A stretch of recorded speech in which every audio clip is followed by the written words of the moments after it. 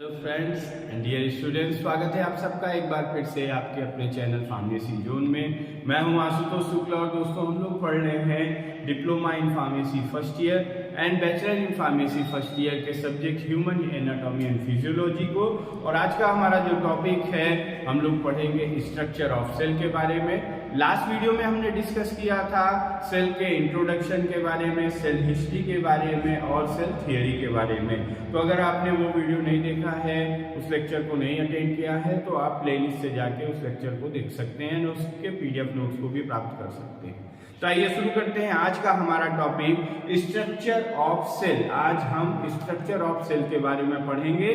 तो शुरू करने से पहले अगर अभी तक आपने चैनल को सब्सक्राइब नहीं किया है तो जल्द से जल्द चैनल को सब्सक्राइब कर लें ताकि आपके पास regular video lectures and free PDF notes पहुंचते रहें। तो आइए शुरू करते हैं। तो दोस्तों अगर हम सेल के स्ट्रक्चर को समझने के लिए अगर हम सेल के स्ट्रक्चर को क्लासिफाई करें तो यहाँ जो सेल का स्ट्रक्चर है इसको मेन दो कैटेगरीज में डिवाइड किया जा सकता है। First one is plasma membrane. सबसे पहला जो है वो जो स्ट्रक्चर ऑफ सेल का जो सेल का स्ट्रक्चर है उसका एक जो मेन हिस्सा है उसे हम कहते हैं plasma membrane. And second one is organelles. ये दो मेन हमें सेल स्ट्रक्चर की अगर हम स्टडी कर रहे हैं तो वहां पे हमें इन दोनों ही जो मेन हिस्से हैं सेल स्ट्रक्चर के इनके बारे में पढ़ना जरूरी होगा। और प्लाज्मा मेम्ब्रेन क्या होता है? प्लाज्मा मेम्ब्रेन यानी ये मान लीजिए कि ये हमारी सेल है। इसकी हमने कल लास्ट लेक्चर में डिस्कस किया था कि जो भी होता है ये सेल जो है ये सेल है, इसके चारों तरफ एक थिन आउटर लेयर पाई जाती है। इसके चारों तरफ एक थिन आउटर लेयर पाई जाती है जिसे हम क्या कहते हैं? प्लाज्मा मेम्ब्रेन या हम इसे सेल मेम्ब्रेन कह सकते हैं। और इस प्लाज्मा मेम्ब्रेन इस सेल मेम्ब्रेन जब ये इसके चारों तरफ फिर ये सेल हो गई, इस सेल के अंदर एक फ्लूइडी लाइक स्ट्रक्चर होता है, एक फ्लूइड भरा हुआ होता है। इस फ्लूइड को हम कहते हैं साइटोसोल। स्ट्रक्चर्स पे हमने यहाँ पे अभी जो शुरू किया कि अगर हम स्ट्रक्चर ऑफ सेल को पढ़ रहे हैं तो किन किन चीजों के बारे में जानना जरूरी है। तो सेल के जो स्ट्रक्चरल कंपोनेंट्स है वो मेन तीन है। सबसे पहला आपका प्लाज्मा मेम्ब्रेन, देन सेकेंड है साइटोसोल और इस फ्लूइड यानी सेल के अंदर पूरी तरीके से सेल में ये पूरा जो फ्लूइड फिल रहता है उसे हम कहते हैं साइटोसोल। और इन्हीं साइटोसोल में जो थर्ड कंपोनेंट है दैट इज ऑर्गेनल्स मीन की सेल के अंग। और ये ऑर्गेनल्स में कौन कौन से अंग होते हैं? ऑर्गेनल्स का मतलब होता है अंग, मीन्स की कौन कौन से पार्ट्स होते हैं। तो उसमें जैसे कि आपका सबसे मेन जो सेल का मेन पार्ट हो गया वो हो गया आपका क्या कि न्यूक्लियस। इसमें न्यूक्लियस होगा, माइटोकॉन्ड्रिया होंगे।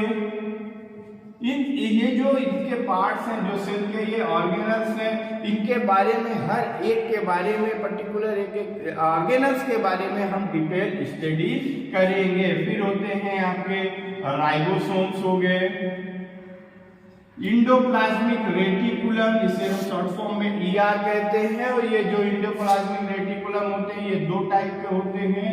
एक होता है आपका स्मूथ इंडोप्लाज्मिक रेटिकुलम एंड दूसरा होता है रफ इंडोप्लाज्मिक रेटिकुलम। फिर होते हैं आपके गोल्गी अपैरेटस।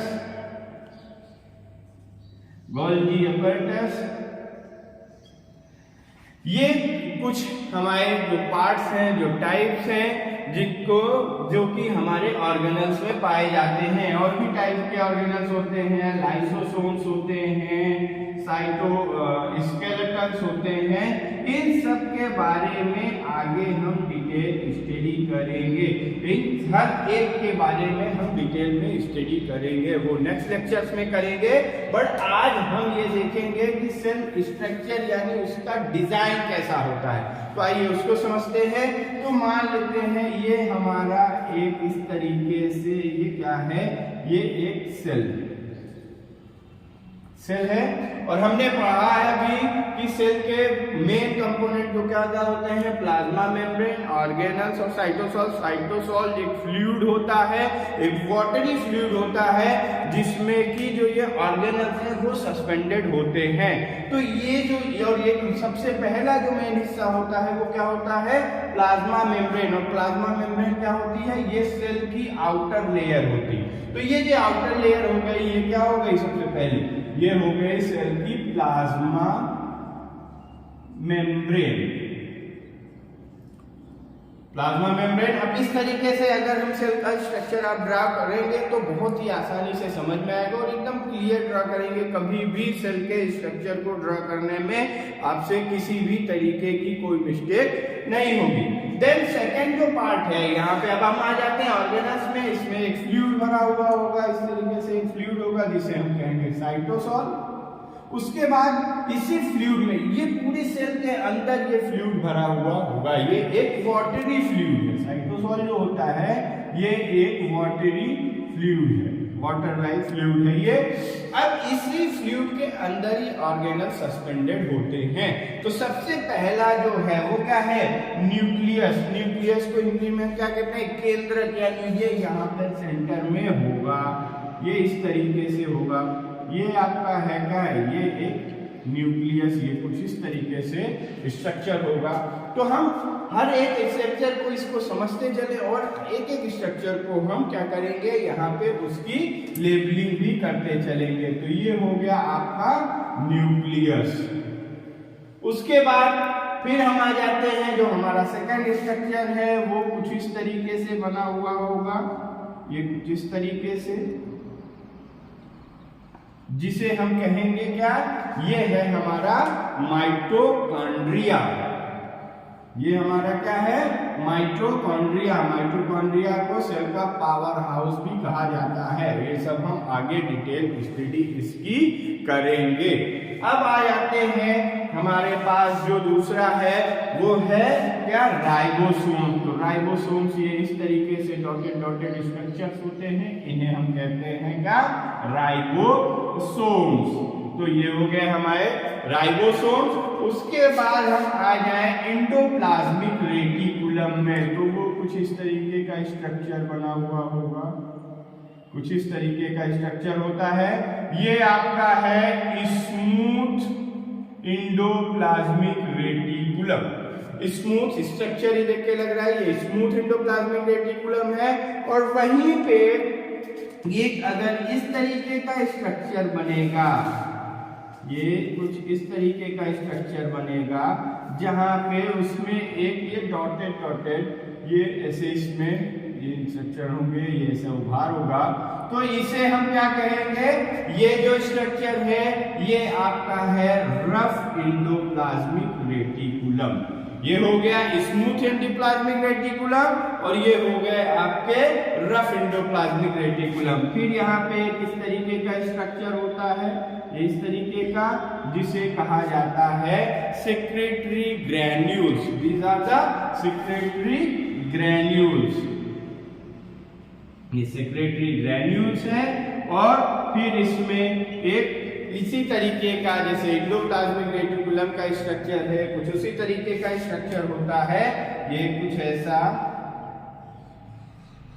और इसे हम कहते हैं गोल्जी अपैरेटस। तो ये जो है ये हमारा ये है cell structure. This is the basic structure of cell. Cell के स्ट्रक्चर के जो मेन कंपोनेंट्स होते हैं या हम उनको डिवाइड करें तो सबसे पहले होती है plasma membrane, then plasma membrane के बाद आते हैं ऑर्गेनल, और ये जो ऑर्गेनल्स होते हैं ये सेल के अंदर एक वाटरी फ्लूइड भरा हुआ होता है जिसे हम कहते हैं साइटोसोल, और उसी साइटोसोल के अंदर ये ऑर्गेनल्स सस्पेंडेड रहते हैं, उसी में मिले हुए रहते हैं। ये हो गया हमारा सेल स्ट्रक्चर। आपको आई होप कि आपको ये समझ में आया होगा और अब आप इस स्ट्रक्चर को आसानी से ड्रॉ कर लेंगे। आप सभी इस स्ट्रक्चर को एक बार अपने से रफ में ड्रॉ करके उसकी प्रैक्टिस जरूर करें। अब नेक्स्ट हम आ जाते हैं स्ट्रक्चर में, जो हमारा सबसे पहला था पार्ट स्ट्रक्चर ऑफ सेल का, प्लाज्मा मेम्ब्रेन। फिर आज हम प्लाज्मा मेम्ब्रेन के बारे में भी पढ़ेंगे। इसके बाद नेक्स्ट लेक्चर में हम जो रिमेनिंग सेल ऑर्गेनल्स हैं उनके बारे में स्टडी करेंगे। तो प्लाज्मा मेम्ब्रेन जो हमारी होती है ये टू लेयर, दो जो प्लाज्मा सेल की जो प्लाज्मा मेम्ब्रेन होती है ये 2 लेयर्स की बनी होती है, 2 लेयर्स की, 2 लेयर्स, या इसे हम बाई लेयर्स भी कहते हैं। जो प्लाज्मा मेम्ब्रेन होती है ये बाई लेयर मेम्ब्रेन होती है। बाई लेयर मेम्ब्रेन ऑफ किसकी by layer membrane? By layer membrane of phospholipid, phospholipid की बाई लेयर मेम्ब्रेन होती है। और ये जो फॉस्फोलिपिड है इसमें दो चीजें रहते हैं फॉस्फोलिपिड में। इस जो फॉस्फोलिपिड बाई लेयर है इसमें लिपिड और शुगर मॉलिक्यूल्स मिक्स्ड अप रहते हैं, इसमें एम्बेडेड रहते हैं। तो जो प्लाज्मा मेम्ब्रेन है ये एक बाई लेयर मेम्ब्रेन होती है ऑफ फॉस्फोलिपिड, जिसमें कि लिपिड या इसे हम कह ले प्रोटीन और शुगर इसमें मिले हुए होते हैं।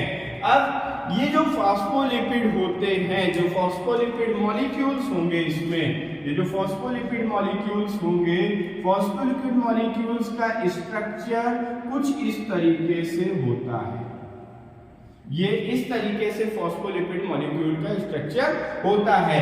इसको कहा जाता है head of phospholipid and it is tail of phospholipid. ये हेड इधर कर लेते हैं इसको, ये हेड हो गया, ये टेल हो गया। और ये जो हेड होता है, हेड जो होता है ये हाइड्रोफिलिक नेचर का होता है। जो फॉस्फोलिपिड मॉलिक्यूल का जो हेड होता है वो हाइड्रोफिलिक नेचर का होगा। Hydrophilic means water loving. Water loving का मतलब इसमें जो वाटर सॉल्युबल मॉलिक्यूल्स हैं वो आसानी से मिक्स्ड अप हो जाएंगे। जैसे कि फॉस्फोलिपिड में हमने देखा कि यहाँ पे दो तरीके के मॉलिक्यूल्स हमको मिल जाते हैं, प्रोटीन एंड शुगर। तो प्रोटीन और शुगर में शुगर जो है हमारा ये हाइड्रोफिलिक, यानी कि जो इसका फॉस्फोलिपिड मॉलिक्यूल का जो हेड पोर्शन है ये इसमें कौन से मॉलिक्यूल्स होंगे? शुगर मॉलिक्यूल होंगे। और ये जो हेड होता है ये इलेक्ट्रिकली चार्ज होते हैं। जो फॉस्फोलिपिड मॉलिक्यूल्स के जो हेड होते हैं वो इलेक्ट्रिकली चार्ज होते हैं। तो फॉस्फोलिपिड मॉलिक्यूल का स्ट्रक्चर हमने देखा वो कुछ इस तरीके का होता है। उसमें एक हेड होता है, टेल होता है, और केवल एक को आप याद कर लें तो दूसरा आसानी से याद हो जाएगा। हेड जो होता है वो हाइड्रोफिलिक नेचर का होता है। Hydrophilic nature means water loving, और ये इलेक्ट्रिकली चार्ज होता है। वहीं टेल जो होती है वो जस्ट इसकी अपोजिट हो जाएगी। ये है हाइड्रोफोबिक नेचर की टेल होती है, यानी हाइड्रोफोबिक मतलब वाटर हेटिंग। वाटर हेटिंग का मतलब यहाँ पे जो वाटर मॉलिक्यूल हैं वो इसमें मिक्स्ड अप नहीं हो पाएंगे, इससे क्रॉस नहीं हो पाएंगे, और यहाँ पे इस तरीके का कोई चार्ज नहीं होगा। तो अभी तक हमने क्या देखा कि जो प्लाज्मा मेम्ब्रेन होती है बाई लेयर होती है, फॉस्फोलिपिड मॉलिक्यूल्स की बाई लेयर्स होती है। जो फॉस्फोलिपिड मॉलिक्यूल होते हैं इसमें लिपिड, प्रोटीन और शुगर मिक्स्ड अप होते हैं। और फॉस्फोलिपिड मॉलिक्यूल का स्ट्रक्चर इस तरीके से होता है, they are composed of head and tail, and head of the phospholipid molecule is hydrophilic nature, which are water loving, which means water loving, and they are electrically charged, whereas tail of the phospholipid molecule is in hydrophobic nature. Hydrophobic means water hating, and the tail of phospholipid molecule do not have any charge. ये किसी भी तरीके का charge process नहीं करते हैं। अब हम जो इनकी जो ये प्लाज्मा मेम्ब्रेन का जो स्ट्रक्चर होता है हम उसकी बात कर लेते हैं। प्लाज्मा मेम्ब्रेन का जो स्ट्रक्चर होता है वो स्ट्रक्चर जो इसका होता है प्लाज्मा मेम्ब्रेन का, ये एक सैंडविच तरीके के स्ट्रक्चर होता है। सैंडविच तरीके, सैंडविच मतलब कि यहाँ पे ये जो हमने देखा अभी, यहाँ पे हम देख लेते हैं स्ट्रक्चर को। ये जो इस तरीके का स्ट्रक्चर था ये फॉस्फोलिपिड, ये दो इस तरीके से यहाँ पे अटैच होते हैं, अप एंड डाउन दोनों तरफ से। और ये दोनों तरीके से मतलब इसका जो पोलर हेड होगा, ये वाटर लविंग है इसे पोलर बोलेंगे, ये वाटर हेडिंग है नॉन पोलर। तो जो इसका हेड होगा ये अपवर्ड होगा और जो टेल होगी वो डाउनवर्ड होगी, और इसी तरीके से अप एंड डाउन दोनों डायरेक्शन में ये अटैच होते हैं। ये कुछ इस तरीके का इनका स्ट्रक्चर बन जाता है।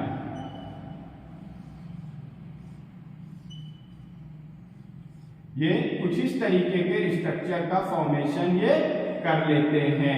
ये जो स्ट्रक्चर है ये बन जाता है क्या, प्लाज्मा मेम्ब्रेन। और यहाँ पे ये इसमें एक ये स्ट्रक्चर इस तरीके का मॉलिक्यूल स्ट्रक्चर बना हुआ होता है।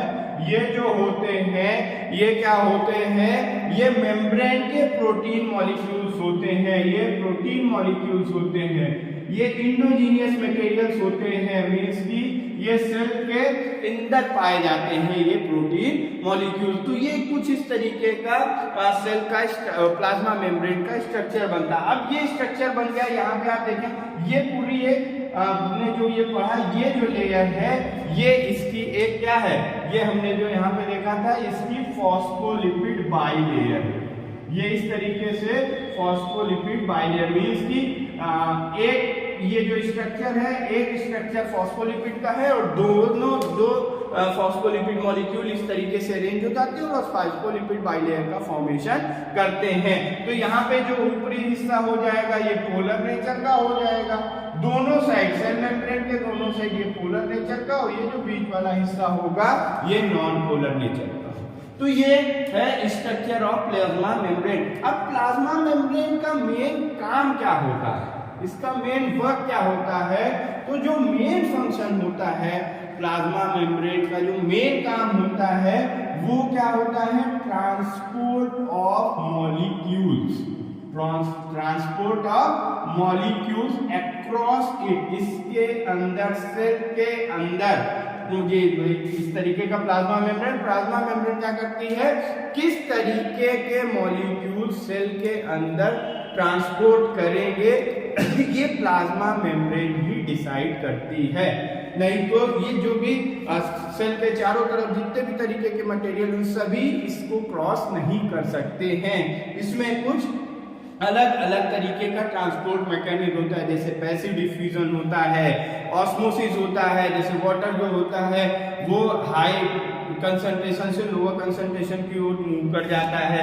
इस मेम्ब्रेन में छोटे छोटे छिद्र, छोटे छोटे होल्स प्रेजेंट होते हैं। तो उन होल्स से जो उन होल्स के साइज से जो मॉलिक्यूल छोटे साइज के होते हैं वो आसानी से पैसिव ट्रांसपोर्ट या बल्क ट्रांसपोर्ट के थ्रू इसको पास कर जाते हैं। कुछ ऐसे मॉलिक्यूल जो कि इसमें क्या होंगे, जो नॉन पोलर नेचर के होंगे वो इसको क्रॉस नहीं कर पाते हैं। तो वहां पे ये जो प्रोटीन प्रेजेंट है ये उनके साथ क्या करते हैं, कॉम्प्लेक्स बना लेते हैं। और क्योंकि ये प्रोटीन इंडोजीनियस प्रोटीन्स होते हैं तो ये ऐसे मटेरियल को जो प्लाज्मा मेम्ब्रेन को क्रॉस नहीं कर पाते हैं उनके साथ कॉम्प्लेक्स बना के आसानी से उनको इस मेम्ब्रेन को क्रॉस करा देते हैं। तो ये था प्लाज्मा मेम्ब्रेन के बारे में। तो आज हम लोगों ने क्या देखा, basic structure of cell and about the plasma membrane. I hope कि आपको ये टॉपिक समझ में आया होगा। इस टॉपिक से रिलेटेड कोई भी क्वेरी हो तो आप कमेंट बॉक्स में ड्रॉप कर सकते हैं। टॉपिक के PDF नोट्स को हमारे टेलीग्राम चैनल और डिस्क्रिप्शन बॉक्स में दिए हुए लिंक से व्हाट्सएप ग्रुप के लिंक से जुड़ के भी प्राप्त कर सकते हैं। Thank you very much.